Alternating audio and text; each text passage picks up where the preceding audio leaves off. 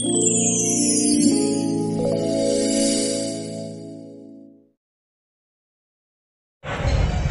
सांगणार तो निर्णय घेणार।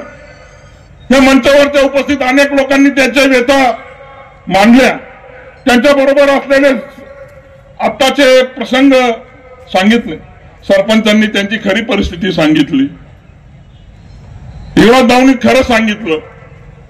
आणि त्याच्यानुसार जर आम्हाला या राजकीय क्षेत्रामध्ये काम करायचं असेल तर जनतेच्या बरोबर राहायला पाहिजे, जनतेच्या मनाची आपण राखण केली पाहिजे, जनता देईल तो आदेश आपण स्वीकारला पाहिजे। आणि म्हणून आम्ही खरं म्हणजे या सभेचं इथं आयोजन केलेलं आहे। आणि कुठल्या पक्षाबरोबर राहिलं पाहिजे हात वर करून तुम्ही सांगा, तुम्ही सांगणार तो निर्णय आम्ही घेणार। मी आपल्याला विनंती करतो की तुम्ही सर्वांनी एकमताने सांगा आम्ही काय निर्णय घ्यायचा।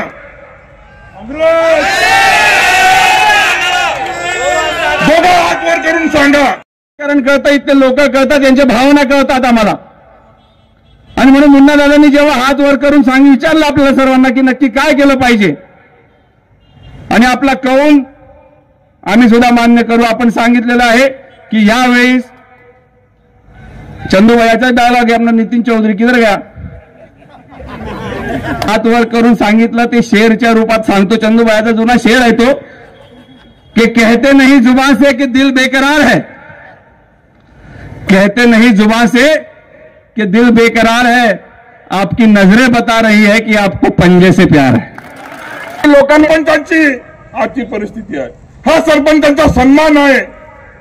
आणि म्हणून प्रत्येक गावातल्या सरपंचाला माझं आव्हान आहे, जागे व्हा आणि तुम्ही हे तुमच्या गावामध्ये येणाऱ्या लोकांना धडा शिकवा। खरं म्हणजे ही निवडणूक पक्षाची नाही, ही निवडणूक मी तर सांगेल की या जिल्ह्यामधला कार्यकर्ता जर जिवंत ठेवायचा असेल, ठेकेदारी नष्ट करायची असेल तर आपल्या गावागावातील कार्यकर्त्याला जागा व्हावं लागेल, कार्यकर्त्याला मानताट करून उभं राहावं लागेल, गावामध्ये घुसण्यापासून यांना बंदी करावी लागेल। तेव्हा तुमची ताकद दिसेल, गावातल्या कार्यकर्त्याला मान मिळेल। नाही तर पुढच्या वेळेस हे असेच ठेकेदार तुम्हाला लाथा मारतील, कारण तुमचे मत विकत भेटतील म्हणून त्यांना माहिती आहे।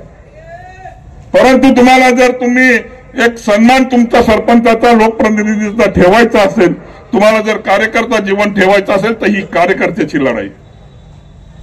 नाही तर पुढे काय आहे, कार्यकर्त्याला कोणी विचारणार नाही, सरपंचाला कोणी पाणी पाजणार नाही, 10 ठेकेदार धरले का संपला तालुका। चालेल का तुम्हाला आवाज, चालेल का? काय निर्णय घेणार?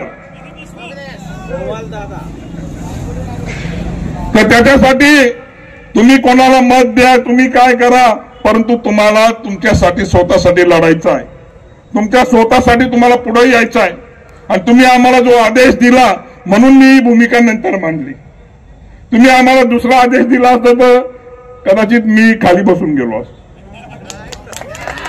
कारण तो मनाविरुद्धचा निर्णय होता। पण तुम्ही जो आदेश दिला काँग्रेसला मदत करण्यासाठीचा, म्हणून मी माझ्या भावना थोड्या मोकळ्या केल्या। आणि ही परिस्थिती आपल्या सर्वांना खरं म्हणजे येत्या काळामध्ये दाखवायची आहे। आता आम्ही पण उद्यापासून कामाला लागू आणि आम्ही लढतो। तर त्यांना माहिती आहे, डॉक्टर गावितांना माहिती आहे, जिल्ह्यातला एकच माणूस 4 वाजेपर्यंत जातो तो मुन्ना राऊळ आहे।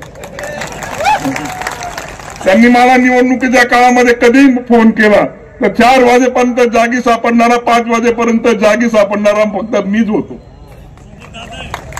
त्यांना माहिती मी कसं काम करतो। म्हणून तुम्ही आम्हाला आदेश दिला, परंतु मग आम्ही तुमच्या गावामध्ये येऊ तेव्हा लपायचं नाही, मग कारण आम्ही तुमच्या निर्णयामुळे पुढे आलेलो आहोत। तुम्ही सांगितलं त्याच्यामुळे आलेलो आहे। त्या वनिताताईंनी सांगितलं धनशक्ती, कारण तुमच्याच गावाच्या विकास कामामधनं पैसे गोळा झालेले आणि ते पैसे गोळा करण्यासाठी सामान्य कार्यकर्त्याला, सामान्य मतदाराला विकत घेण्यासाठी ते प्रयत्न होते। परंतु तुम्ही काय कांदे बटाटे टमाटे नाहीये, आम्हाला माहिती आहे, कारण मी या नंदुरबार या शहादा तालुक्यातल्या 3 मतदारसंघातून निवडून आलेलो आहे, ते बी वेगवेगळे, पोरखेडा, वडाळी, तोरखेडा, ब्राह्मणपुरी आणि सुलतानपूरमध्ये माझ्या विरुद्ध अनेक वेळा आदिवासी भागामध्ये पैशाचा जास्त वापर केला गेला, परंतु मला माहिती आहे लोक किती इमानदार आहेत, पैशासमोर झुकत नाही लोक, आणि म्हणून त्याचं पण आता तीच परिस्थिती आहे. त्याच्यामुळं पैशासमोर झुकू नका मित्रांनो. तुम्ही आम्हाला आदेश दिला आहे तर तुम्हाला पण आमच्या मागे उभं राहावं लागेल, नाही तर तुम्हाला उद्या कुणी काही येऊन सांगेल तुम्ही तोंड लपत बसायचं नाही. बसवणार येणार का आमच्या सोबत? हात वर करून सांगा, जोरात सांगा. उपस्थित राहिलात आपल्या सर्वांचं मनापासून आभार व्यक्त करतो. आमच्या विनंतीला मान देऊन पत्रकार बांधव सुद्धा इथं मोठ्या संख्येने उपस्थित राहिलेत, आपले सुद्धा मी सर्वप्रथम मनापासून आभार व्यक्त करतो. मित्रांनो, आपल्या सगळ्यांना कल्पना आहे लोकसभेची निवडणूक लागलेली आहे. मागच्या अनेक दिवसापासून या जिल्ह्यातील किंवा लोकसभा क्षेत्रातील अनेक राजकीय नेते आपापली भूमिका जाहीर करतायत. 2014 मध्ये 2019 मध्ये देखील अशी परिस्थिती निर्माण झाली होती आणि निर्णय घेत असताना आपण काय केलं पाहिजे, प्रत्येकाने आपापली भूमिका जाहीर केली. परंतु मी आणि मुन्ना दादा त्यांनी मगाशी सगळ्याच गोष्टी सांगितलेल्या आहेत. एकेकाळी आम्ही सुद्धा प्रतिस्पर्धी होतो. 2019 ची निवडणूक मला अतिशय चांगल्या पद्धतीने आठवते. जेव्हा सर्व दिग्गज नेते एका साईडला होते, सर्वजण विरोधात होते, तिकीट कापण्यासाठी दिल्लीपर्यंत चक्रा मारत होते, तेव्हा डॉक्टर गावित साहेब तुम्ही सुद्धा साक्षीदार आहेत आणि जबाबदारीने बोलतो, ही ना त्यांच्या तिकिटासाठी जर कधी तन मन धनाने जर कधी कोणी लढले असो तर ते आम्ही दोघं जण आहोत तिथं बसलेले. परंतु दुर्दैवाने सर्वच सत्ता एका घरामध्ये गेली तर कदाचित त्यांच्या मनामध्ये असा समज झाला की या जिल्ह्याला आमच्याशिवाय पर्याय नाही, सर्वसामान्य कार्यकर्त्याची आम्हाला गरज नाही, आणि म्हणून सर्वांनी सहजरित्या आमच्याकडे दुर्लक्ष केलं.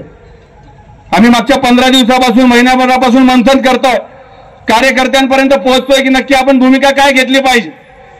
अनेक आमचे समर्थक आहेत, हे भारतीय जनता पक्षातले आहेत, काँग्रेसमधले आहेत, राष्ट्रवादीमधले आहेत, शिवसेनेमधले आहेत, आणि म्हणून आम्ही म्हटलं की आमचा जो सर्व बेस आहे, आमच्या मागे कोणी नेता जरी नसला तरी सर्व पक्षीय लोक आहेत ज्यांनी आम्हाला चांगल्या वाईट दिवसामध्ये आमची साथ सोबत ठेवली.